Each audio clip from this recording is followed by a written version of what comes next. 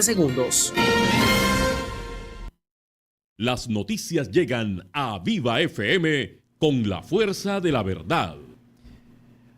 Continuamos en la fuerza de la verdad de Viva FM a través de los 88.2 de su radio para todo el sur del departamento de La Guajira, para toda la gente que nos ve, nos escucha en el norte del Cesar y también la gente que está con nosotros conectada a través de nuestro canal de YouTube.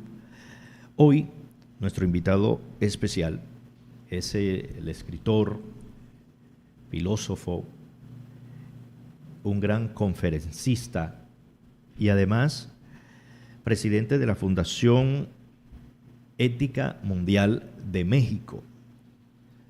Desde ese país hace el contacto con nosotros en estos días. Hemos venido tocando con mucha frecuencia la situación de salud mental y él acaba de publicar entre muchas de sus obras Los pilares de la vida, el pensamiento, la creatividad y la mesura. Y creo que va más orientado a hablar de salud mental, es de equilibrio mental.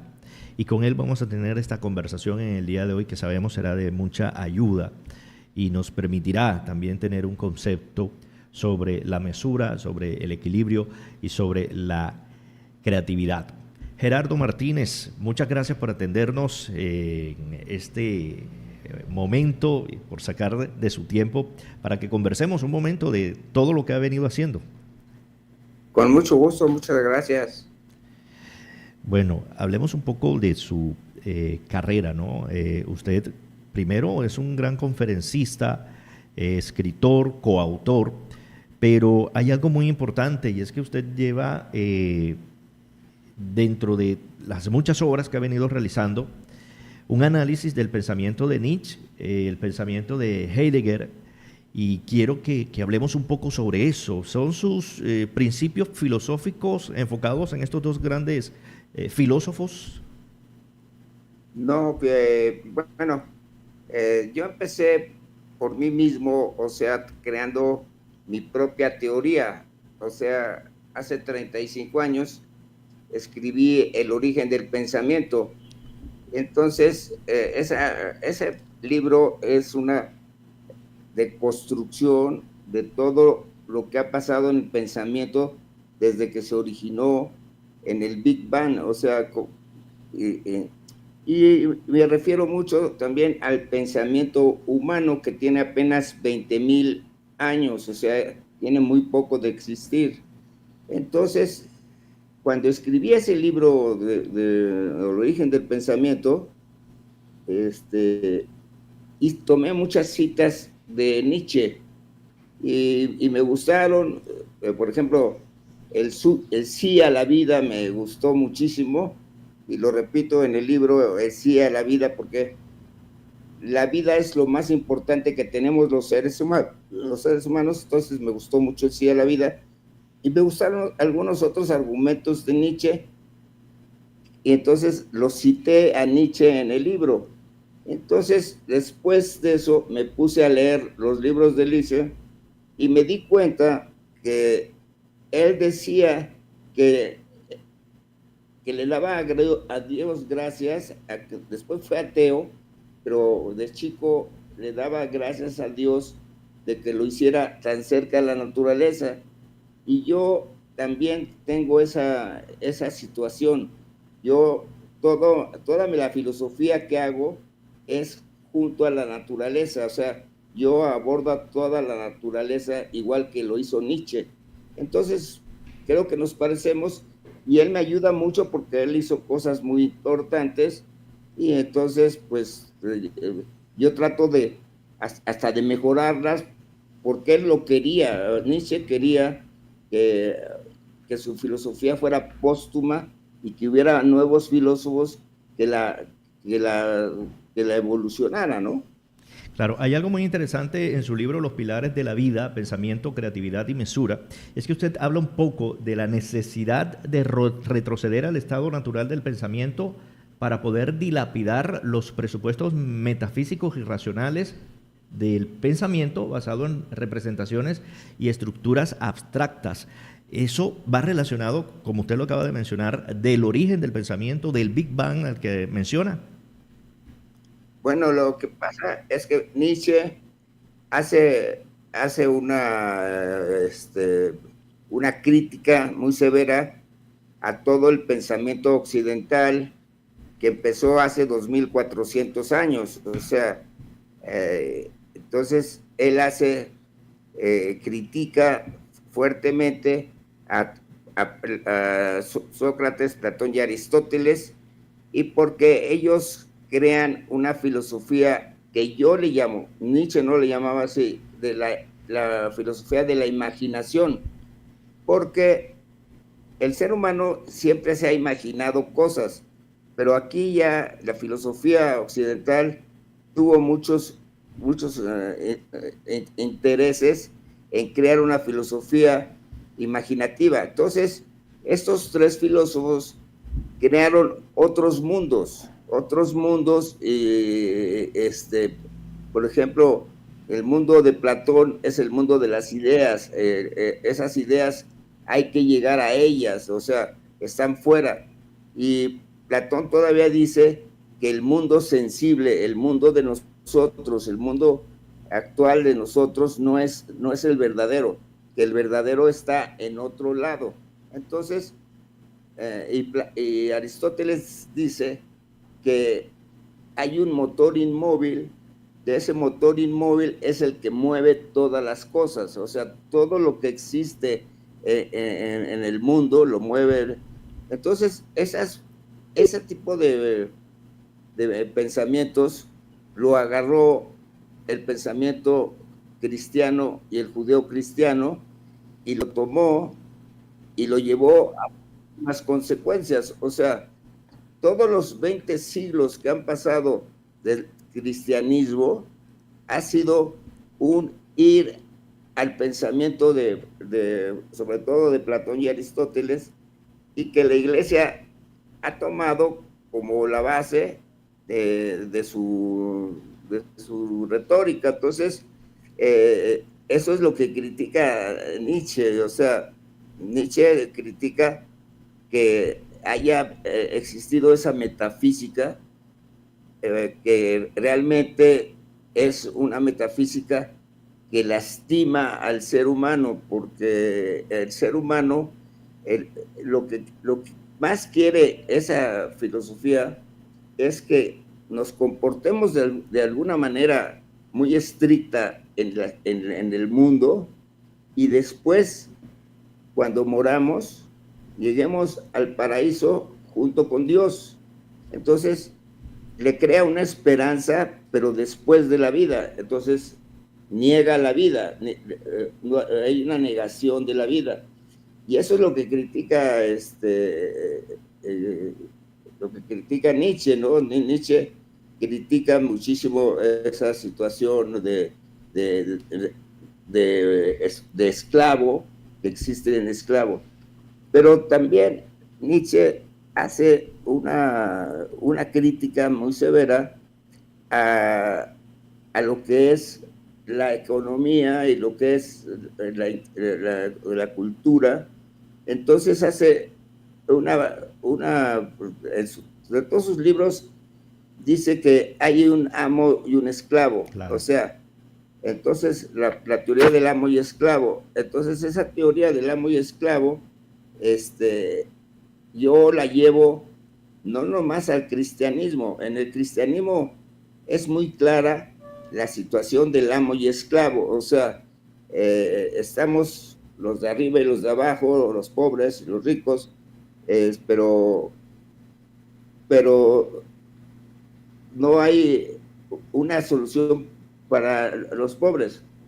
El mundo económico ha mejorado, pero no cabe duda que sigue habiendo una cantidad de pobres en el mundo muy grande, a pesar de que hemos mejorado y hemos dado un poco de mejor bienestar. El pobre de ahora no es comparable al pobre de hace 2 siglos. O sea, todavía hace 2 siglos era paupérrimo. Ahora hay una gran pobreza, pero esa pobreza ha mejorado porque es parte del negocio, o sea, es que también los pobres consuman, o sea, gasten lo que ganan, o sea, porque de eso se trata, ¿no? Pero entonces, para no desviarnos del asunto, sí hay un amo y esclavo que ha surgido en toda la historia de la humanidad, o sea, llámale trabajador, llámale proletario, llámale siervo, pero siempre ha habido estas dos clases que mismo Marx habla de la lucha de clases, porque así hemos diferido al humano como de muchas clases. Gerardo, y eso no es... Mate. sí, es que quería decirle algo sobre todo lo que comenta Nietzsche con la teoría del amo y esclavo, sobre todo lo que tiene que ver con la moral, ¿no? Del amo es el orgullo, la nobleza, la altivez. En cambio, en el tema del esclavo, pues la moral es la compasión, es la humildad. De alguna manera también podemos hablar de la humildad. La humildad misma, que son valores incluso que son intrínsecos del cristianismo, ¿no? Y el cristianismo entonces avanza basados en la moral del amo y el esclavo, en que el cristianismo va orientado con los valores de la humildad, de la compasión, y creo que allí esa teoría comienza a profundizarse en el pensamiento humano del cristiano, que pues obviamente en muchos países, el suyo y el nuestro, son representativos de las conductas de cada ser humano, ¿no? Sí, pero yo estoy de acuerdo que es así, lo decía Nietzsche, pero Nietzsche decía que todo hay que mejorarlo. Entonces, yo hablo del amo y esclavo, aparte de lo que tú dices, que decía Nietzsche, que ha habido la conducta humana a través de los siglos, ha sido la conducta parecida a lo que Nietzsche decía del amo y esclavo. O sea, la sociedad a través de la historia de los 20,000 años de existencia del pensamiento humano, el pensamiento existe hace muchos más millones de años y siglos, pero 20,000 años tiene el pensamiento humano, y el pensamiento humano siempre ha tenido maniatado al pobre, o sea, siempre ha creado a la pobreza, o sea, al esclavo, Sí. y ha sido algo que le conviene. Por ejemplo, a los gobiernos modernos, por ejemplo el de México, le conviene, y hasta él lo dice, que existe es que haya pobres para que voten por ellos, porque si ellos se salieran a la clase media ya no votaban por ellos, o sea, Claro. hasta por conveniencia lo hacen, o sea, de que se mantenga esa esclavitud para tener el control de los países, y lo hacen. En Rusia, aparentemente se iba a trabajar por medio de la gente, el pueblo se iba a manejar, y ¿qué pasó? Que no pasó que los trabajadores gobernaran, sino otra vez se dio al amo. El amo es el dictador y el amo es el que controla a todas las masas. Entonces, eso hace que siga los sistemas, así sean comunistas, capitalistas, siempre existe que haya la masa pobre para que ella consuma. Yo como empresario digo que es una tontería, porque la masa pobre e ignorante es susceptible de la venganza y de hacer robos, secuestros, todo eso, porque la ve fácil. Si el otro ha obtenido dinero, pues ahora yo lo tengo, y tal vez no lo obtuvo decentemente, pues ahora que sea mío. Entonces la inseguridad que tanto pelea la gente, pues es también porque nos gusta que la gente tenga necesidades y le falte dinero, o sea, entonces, ¿cómo se ha solucionado ese problema? Dando dádivas, dando pequeñas cantidades de dinero para tener el control del voto. Y ese control del voto ayuda a mantenerse en el poder. Pero el poder, ¿a quién beneficia realmente? A los mismos, casi a los mismos. Y si hay nuevos, son nuevos que han tenido la creatividad de hacer dinero y entran al club del poder, al club del amo. Entonces, esto hace que no nos compongamos los seres humanos, y lo que yo trato es de hacer un cambio radical. No puede ser en un día, pues, tiene que ser, pero un cambio radical entre los seres humanos para que tengamos un mundo digno de el lugar en que estamos en el universo. Nosotros estamos en un lugar privilegiado. La mayoría del universo es inhóspito. Aquí en la Tierra tenemos un lugar hóspito, fantástico, maravilloso, nos da de comer.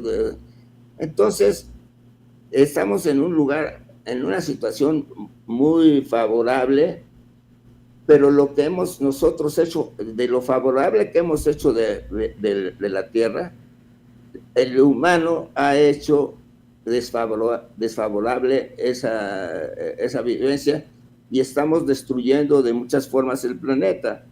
Por ejemplo, la naturaleza nos protege con la capa de ozono, nos protege de los rayos del sol. Esa capa del sol yo le llamo mesura.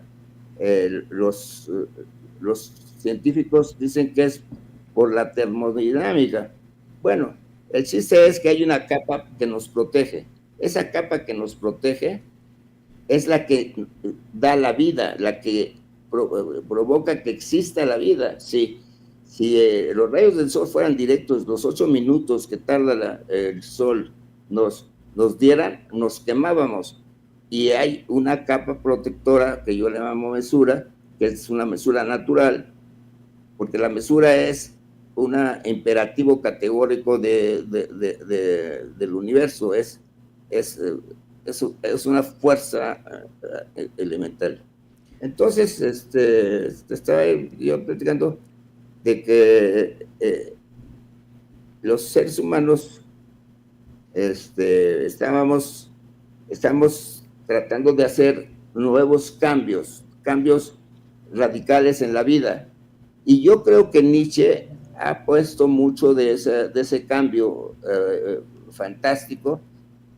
Y ahorita la mayoría de la gente vive muy nietzscheana. Si tú le preguntas a los alumnos de las escuelas si van a misa, la mayoría te dice que no va a misa. O sea, van los adultos a las iglesias, o sea, pero ya los jóvenes ya no les interesa. Es más, si quieres hacer unas conferencias sobre religión, pues ya no tienes público, o sea, ya el público es escaso.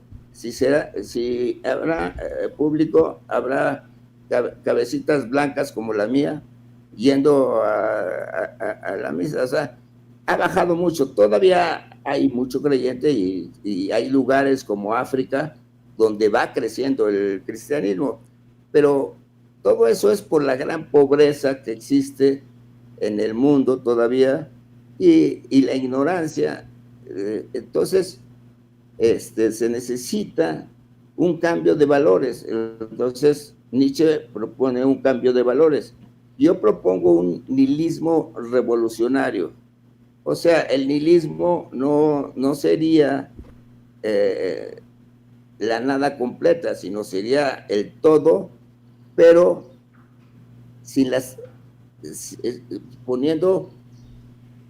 aceptando que el pensamiento humano ha cometido tantos errores que hay que superar esos errores de la humanidad, porque de lo que somos nihilistas es de los errores humanos, o sea, no hay nihilistas de que no crean en el universo, o sea, o de lo que existe.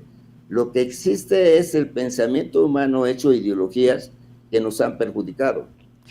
Recogiendo un poco lo que usted está diciendo, porque hay algo muy interesante cuando habla de la pobreza y habla de la ignorancia, es el poco acceso a la educación, que es conveniente, como usted lo manifiesta, para algunos gobernantes, ¿no? Un pueblo ignorante, porque no tiene la educación y no explora, y ahí vamos a su libro Los Pilares de la Vida, Pensamiento, Creatividad y Mesura, no explota el pensamiento a través de la educación misma, no fortalece la creatividad, porque la creatividad se considera innata, y sobre todo la mesura, que tiene que ver mucho con el autocontrol en la toma de decisiones, ¿no? Entonces es importante la educación en ese sentido, y creo que hacia allá va su obra, Pensamiento, Los Pilares de la Vida, Pensamiento, Creatividad y Mesura, ¿no? Ante todo.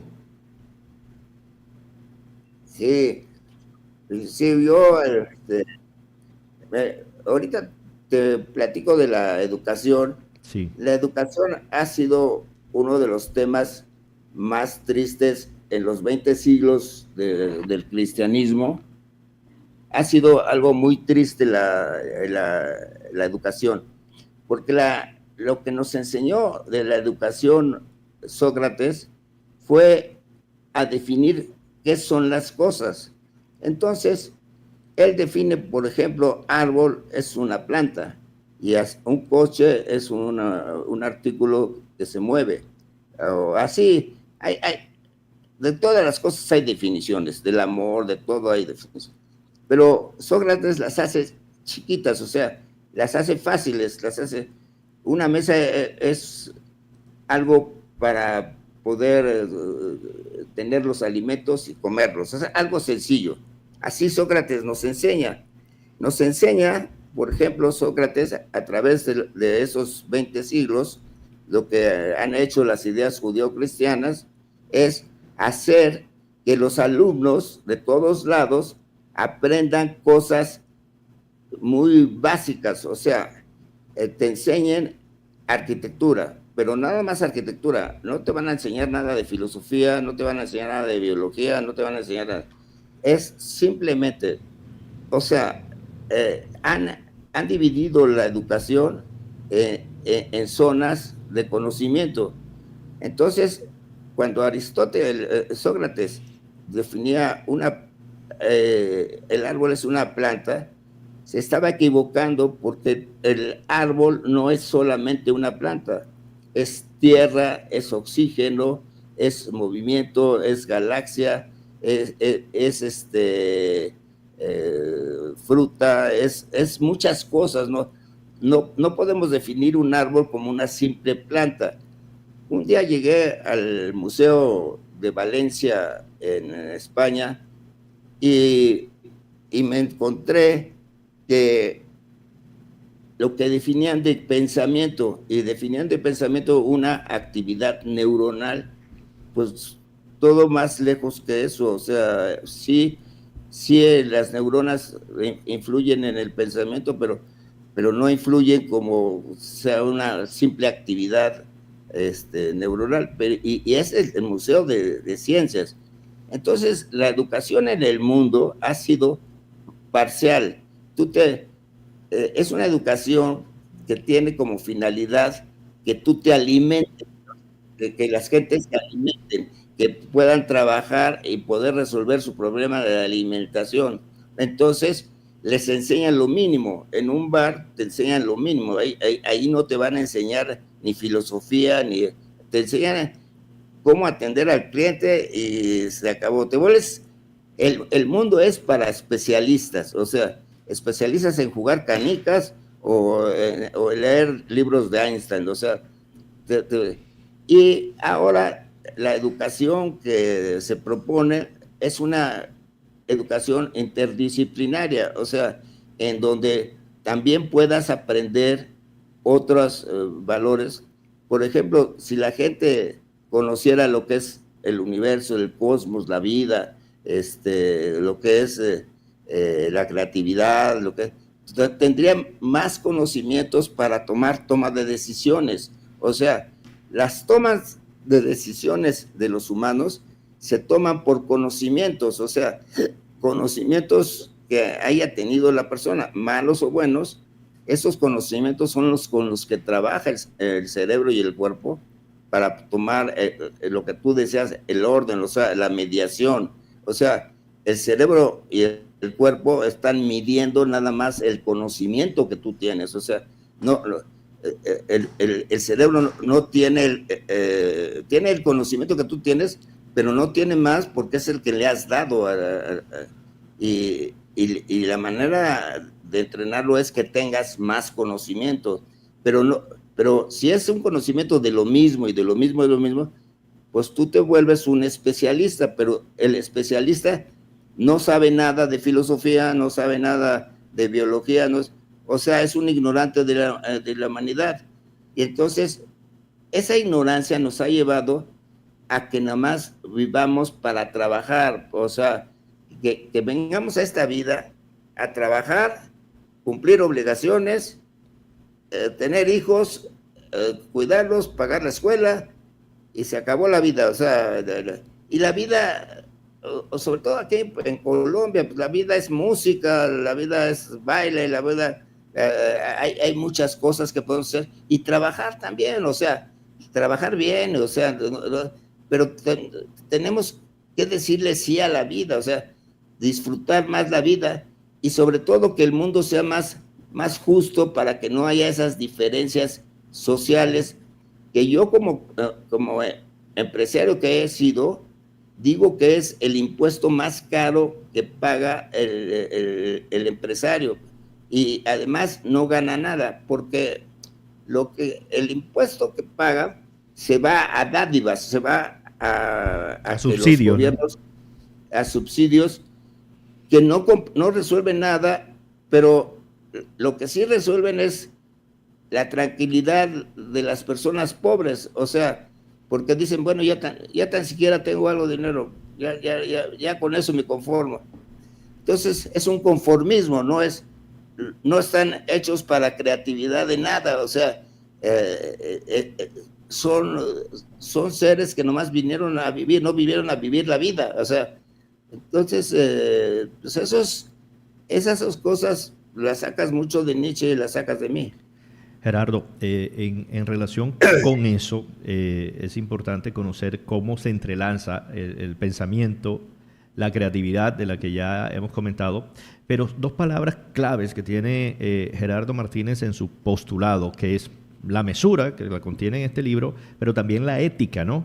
Hablemos entonces, las personas cómo pueden combinar estos tres aspectos para que de alguna manera se pueda estar hablando de un equilibrio emocional y de incluso sabiduría dentro de cada ser humano.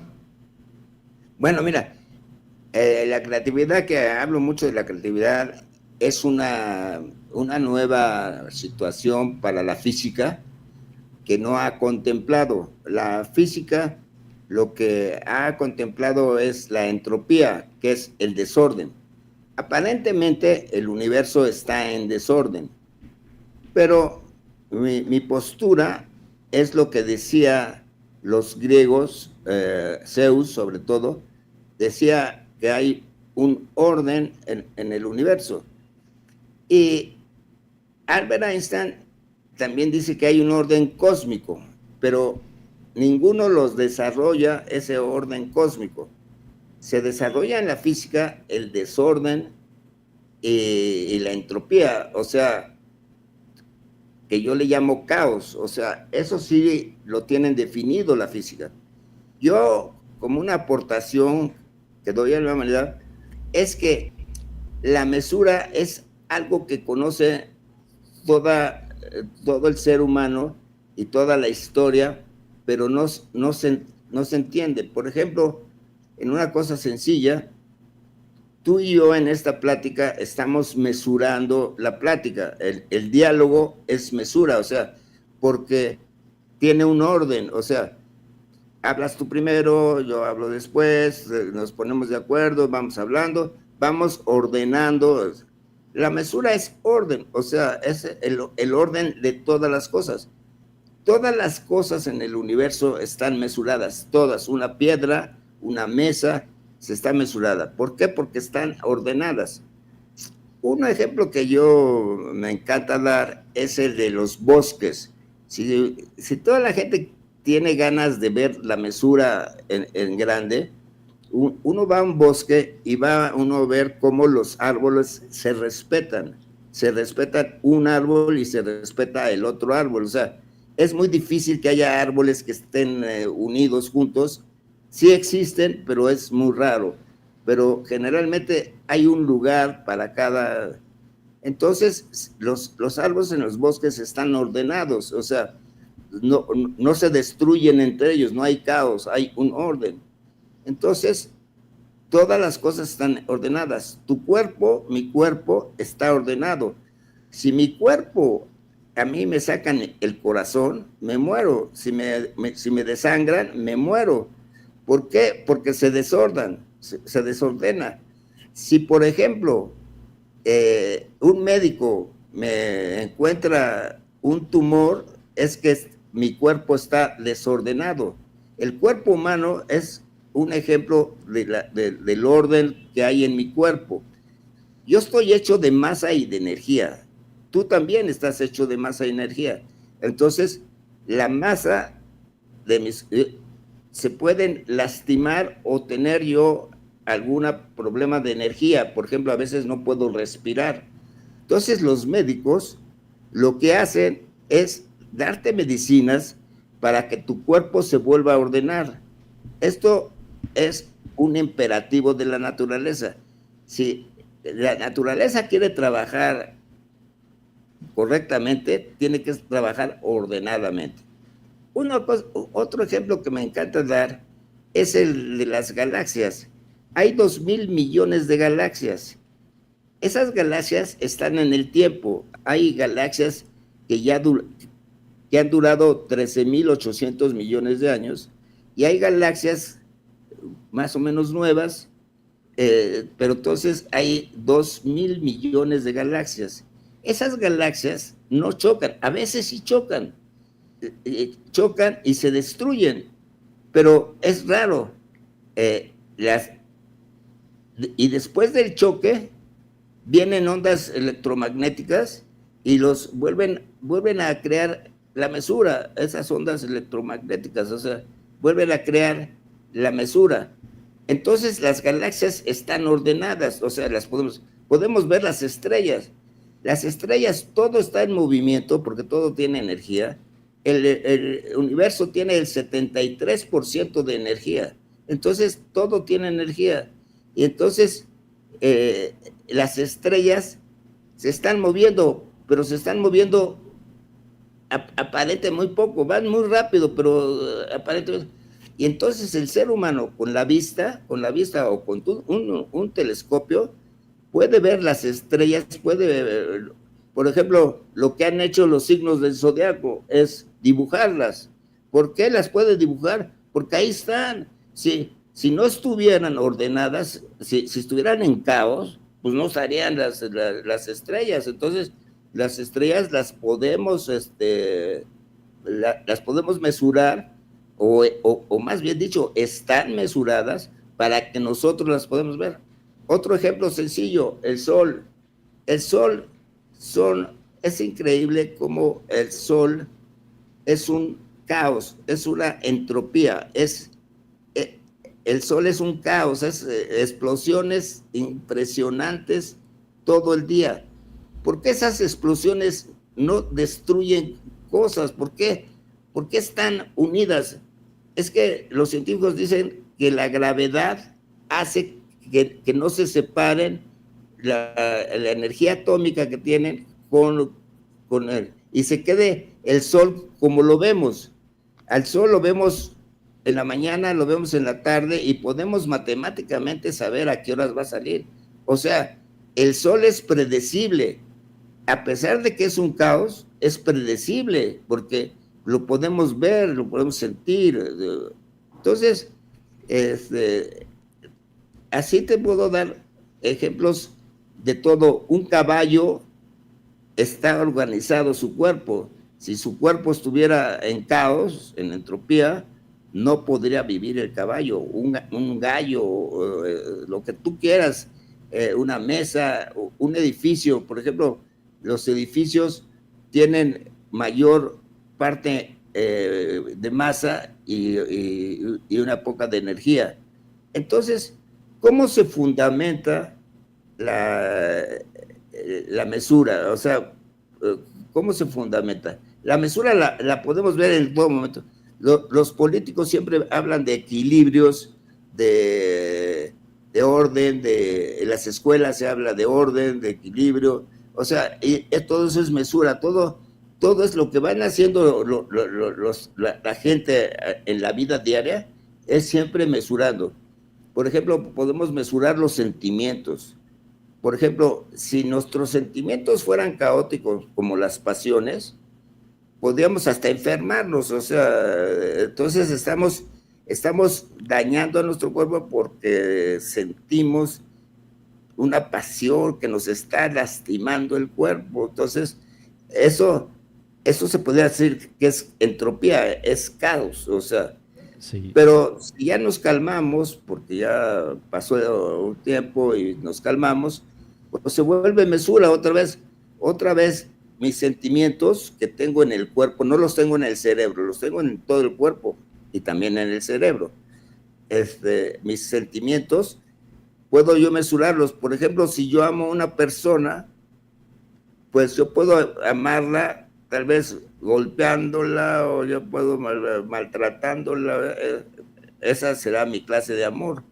Pero también puedo mesurar, en lugar de hacer un caos, puedo mesurar y quererla, ser cariñoso, o sea, mesuro yo mi actuación. Entonces la mesura sirve para todo, o sea, para lo que estamos haciendo, para el diálogo, para hacer leyes, para todo. Claro, y aquí viene un aspecto muy importante, Gerardo, y es los tiempos de hoy, ¿no? Cuando usted saca este importante libro, es la conversación que hay que tener a continuación, basados en esto, en el pensamiento crítico que va muy ligado a la educación, al conocimiento, la creatividad, que pues en condiciones, a ver, nosotros le estamos hablando desde Villanueva, en La Guajira, donde la mayoría de los habitantes saben tocar un acordeón, por ejemplo, son muy creativos con la música vallenata, y la mesura, cómo interconectarlos en los tiempos de hoy, cuando ya esto de redes sociales, se han hecho muchos análisis de cómo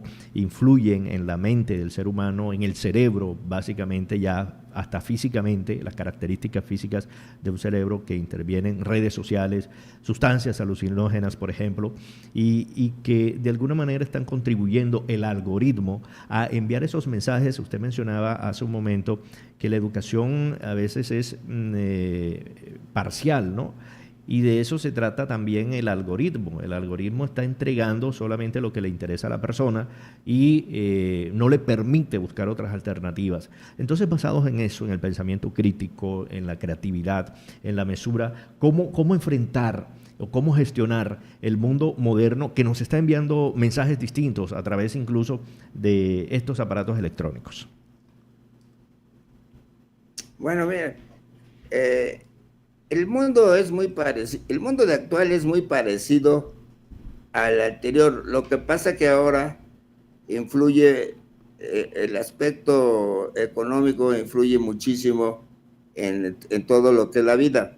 Ahora somos muchos millones de seres humanos en el mundo, pero la tecnología y todo pues, ha avanzado y ha mejorado la vida de ciertos sectores, pero esos ciertos sectores siguen siendo esclavos, o sea, trabajan en un orden específico para ganarse la vida, pero generalmente son los que más difícil la tienen para hacerse ricos, ¿no? O sea, entonces hay un orden de las cosas. Entonces, la humanidad ha creado una infinidad de cosas para vivir, para sentir, y tiene las tecnologías, tiene muchas cosas, pero también tiene a pago de eso va a tener la ignorancia.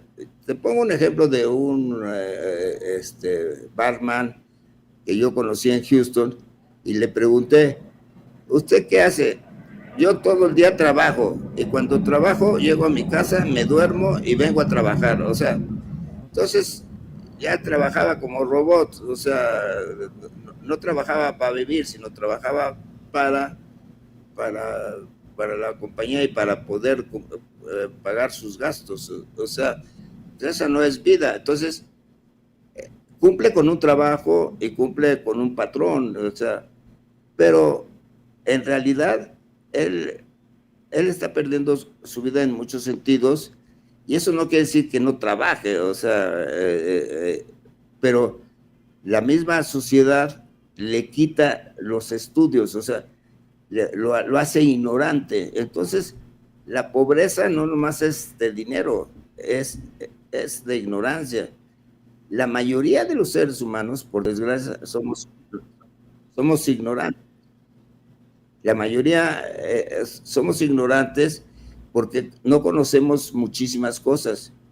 Pero, ¿qué hace la ignorancia? Te voy a tratar de explicar en una forma bonita por qué llegamos a la ignorancia y por qué tenemos los problemas que tenemos de hace miles de años y son lo mismo.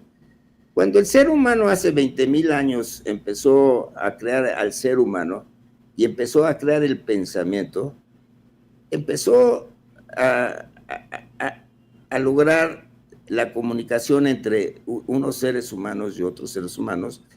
Entonces trató de mesurar o sea, la comunicación y creó el lenguaje. O sea, el lenguaje es la forma más interesante de hacer la mesura entre los humanos, porque el lenguaje, aunque no es perfecto, es muy imperfecto, el lenguaje te ayuda a tratar de entenderte, o sea, el lenguaje te mesura y te pone en un orden. Pero los primitivos, el lenguaje lo crearon en base al miedo, o sea, le tuvieron miedo a la naturaleza, le tenían miedo a que un árbol creciera, le tuvieron miedo a que un árbol, que el sol diera energía, le tuvieron miedo a la vida, o sea, ¿y qué hicieron? Entonces empezaron a crear los espíritus, empezaron a crear a los dioses, empezaron a crear muchas cosas por miedo. Los animales como los leones tienen miedo, pero no tienen un miedo de la vida. Ellos le dicen sí a la vida y se enfrentan a la naturaleza con valentía. Ellos cuando van a cazar saben que pueden arriesgar la vida, pero la luchan por la vida, no son cobardes, aunque tienen miedo, o sea, pues tienen miedo de morir, pues, pero el ser humano lo hizo bastante diferente. O sea, el ser humano encontró viendo todos esos espíritus y que había el sol y que había la luna y que había la lluvia y todo eso, se empezó a decir que esas cosas eran como milagrosas, o sea, que eran seres especiales. Entonces empezó a crear el dios lluvia, a crear el dios agua, el dios sol, el dios espíritu, el dios árbol, el dios animal. ¿Por qué? Porque les tenía miedo, o sea, tenía miedo de todo lo que pasaba, entonces buscaba la protección de los animales, de las plantas, de los lugares celestes, para que su miedo se atemperara. Entonces lo que hizo es dar su voluntad a que los dioses o los espíritus sean los que guiaran la vida de las personas. O sea, prefirieron darle su voluntad, o sea, decirles, tú, sol, ayúdame, sal todos los días. Y veneraron que el sol salía todos los días y le daban gracias, porque ellos pensaban que el sol podía irse mañana y ya no estar con ellos. Entonces empezaron a venerar al sol y entonces el sol se volvió importante. Entonces, así el humano creó una infinidad de dioses que han surcado la tierra, que ha sido increíble. Los incas, los egipcios, los griegos, los persas, de donde ustedes creen, los chinos, todos empezaron a crear voluntades. Y eso es lo que Nietzsche dijo, que todas esas voluntades se volvieron el esclavo, o sea, se volvieron esclavos. Nietzsche lo refiere nomás al cristianismo, pero yo lo refiero a todos. Se volvieron esclavos todas las gentes. ¿Y qué pasó entonces? Se empezó a crear el dinero, se empezó a crear la economía, se empezó a crear la política, y guardamos la misma situación, que hubiera pobres miedosos y que fueran controlados por alguien. Entonces van a ser controlados por los dioses primero, y segundo por los representantes de los dioses. Entonces los dioses son los que hablan, o sea, pero hablan a través de las personas que están cerca de los dioses. Entonces empezaron a crear el jefe, el monarca, el rey, porque se creían que el rey y el monarca estaban cerca de Dios, y que fueran sus intercedentes para poder resolver los problemas que tenía el humano. Entonces se empezaron a crear una infinidad de dioses que todavía hasta la fecha pues hay muchos, pero ya no existen. Nietzsche mató a los dioses en el parágrafo 125 de la Gaia Ciencia, dijo: Dios ha muerto y nosotros lo hemos matado. Él se refería al Dios cristiano, pero como se trata de la metafísica que criticaba Nietzsche, yo lo llevo a todos los dioses que han existido, ya murieron. Nadie se acuerda, más que cuando va de turista, por los dioses incas o los dioses aztecas, nadie se acuerda de ellos. Y el Dios cristiano pues ha perdido mucha fuerza, ¿no? Entonces, posiblemente se creen nuevos dioses. El ser humano tiene la imaginación tal vez para crear otros nuevos dioses. Y si existiera un Dios, pues todavía no lo conocemos, o sea, pero para la ciencia tiene que hacer a un lado un poco el conocimiento de Dios y enfrentar la vida.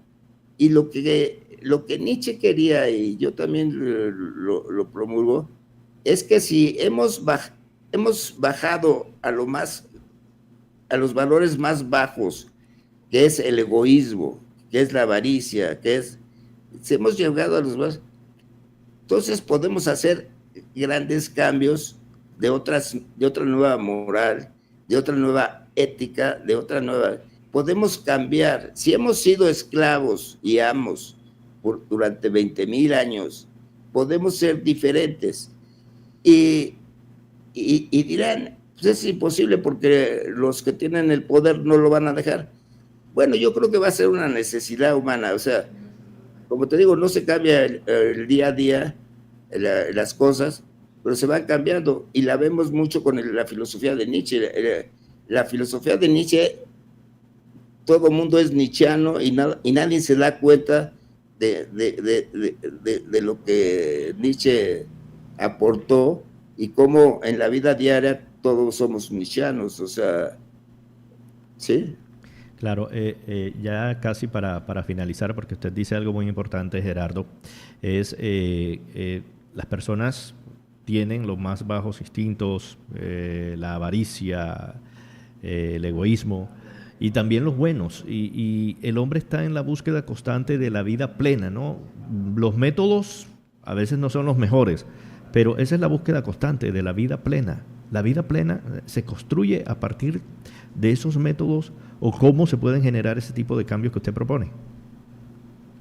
Bueno, yo hago una antropología del pensamiento.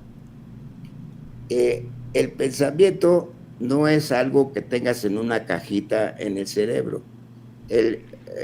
Al cerebro se le achacan muchas cosas, o sea, se le achacan que ahí están los sentimientos, están las pasiones, pero nada parecido a eso existe. O sea, el cerebro es un órgano que trabaja con todo el cuerpo.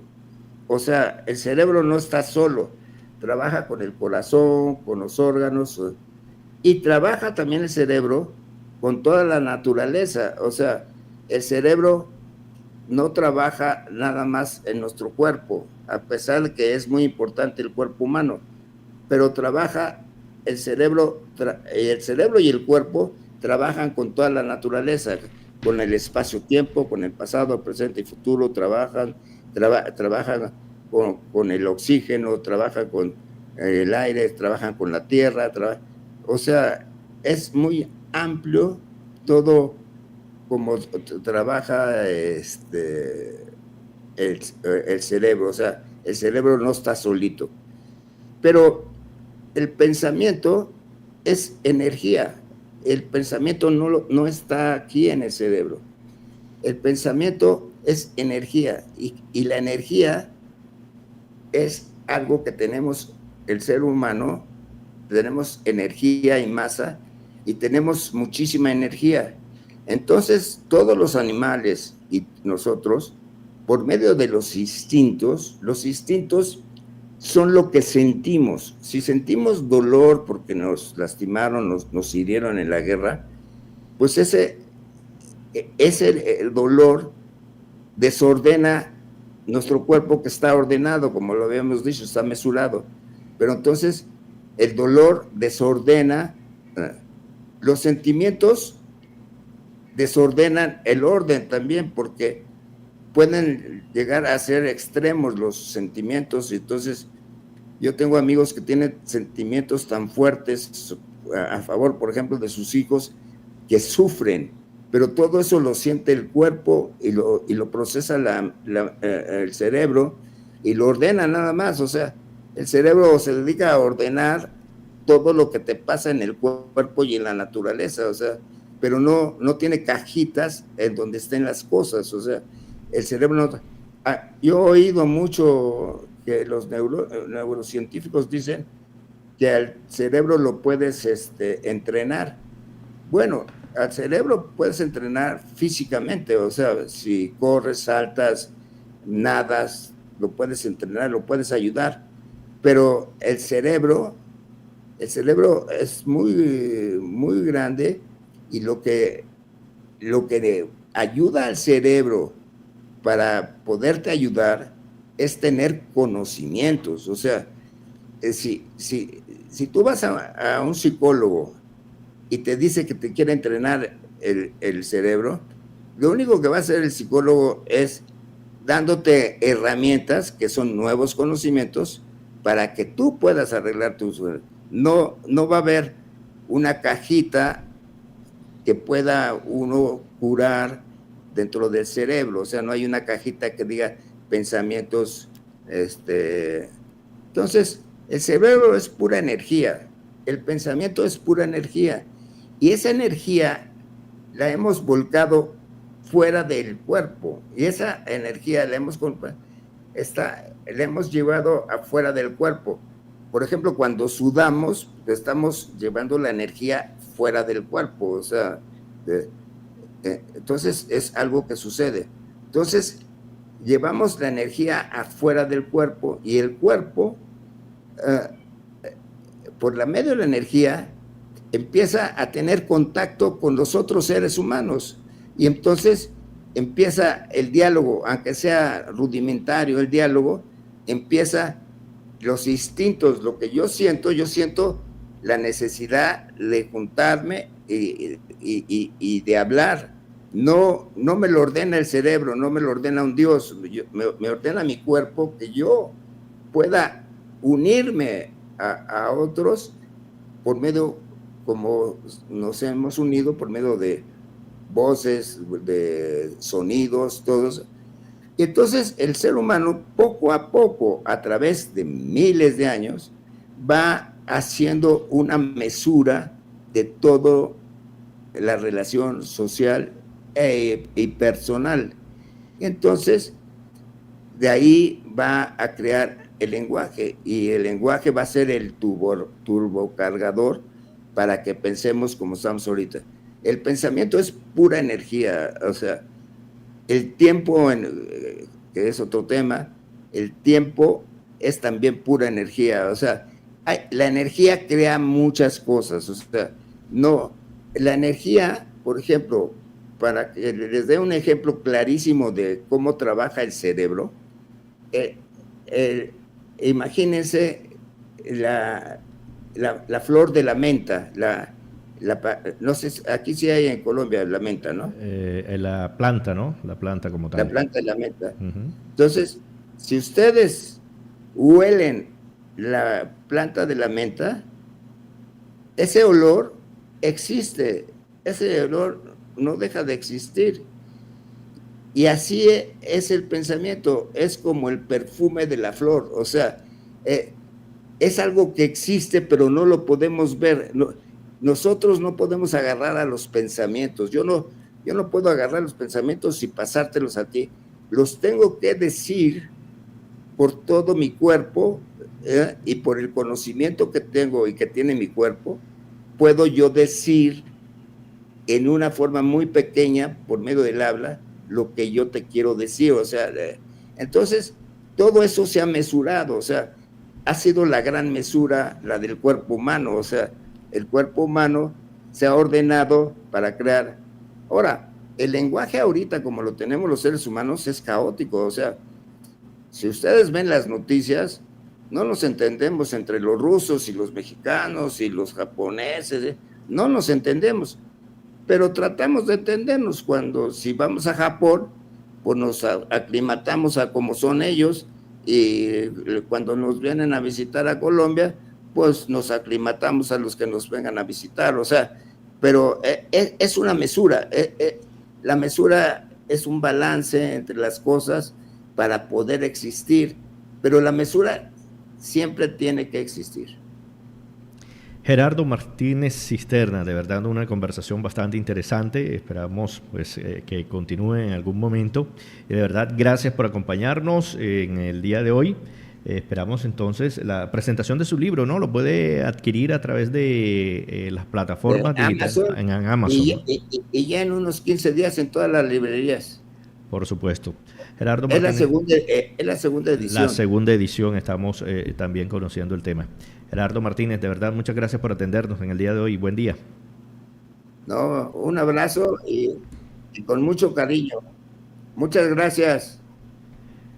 Ahí escuchábamos entonces este gran filósofo y escritor que tiene pues su más reciente obra. Aquí está con nosotros en Viva FM. Pues obviamente en estas conversaciones que tenemos en La Fuerza de la Verdad. Buen día para todos.